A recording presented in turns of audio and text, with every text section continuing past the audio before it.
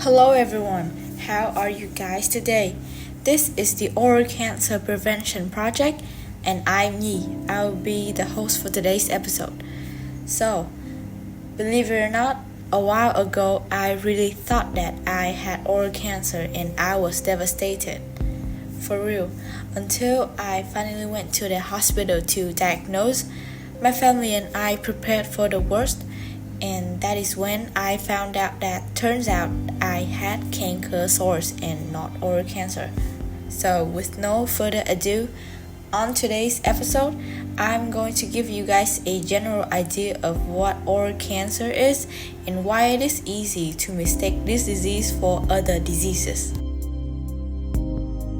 Now before jumping into the oral cancer prevalence, I'll briefly explain what oral cancer is. Oral cancer describes the development of cancer in any parts that make up the mouth or the oral cavity. So that development can occur in the lips, the gums, or the tongue, etc. According to the American Cancer Society, about 1 in every 59 men or 1 in every 139 women faces oral cancer.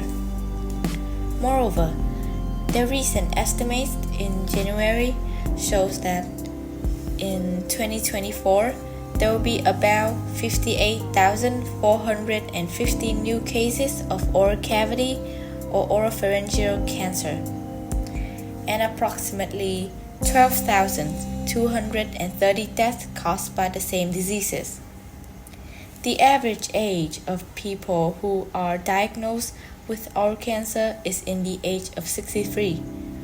Only over 20% of the cases occur in patients younger than 55.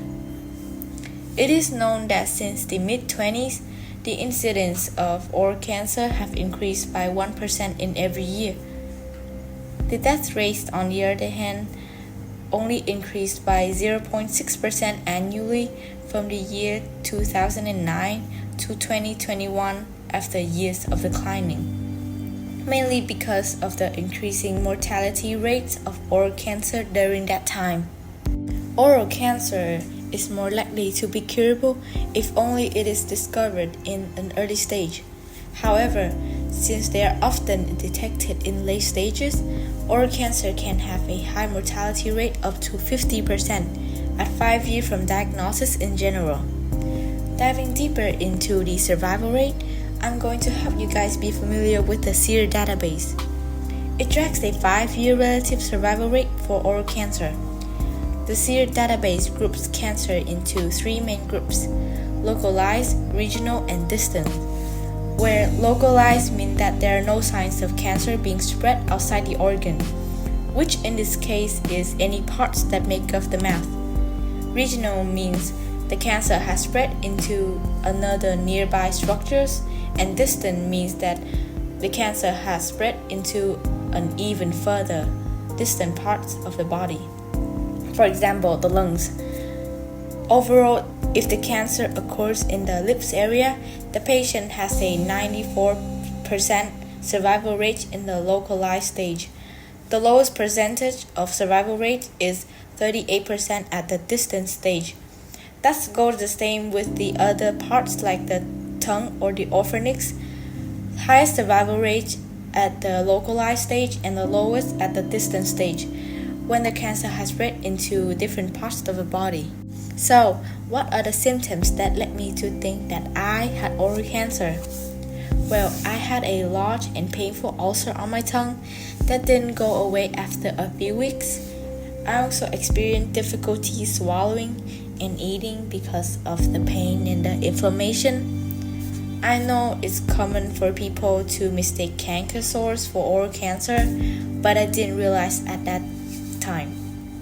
In fact, many people don't even know that canker sores is a condition that can be treated with medication and go away on its own.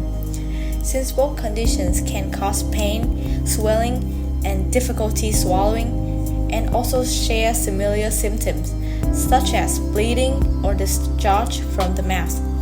It's no wonder that some people that might mistake canker sore for oral cancer.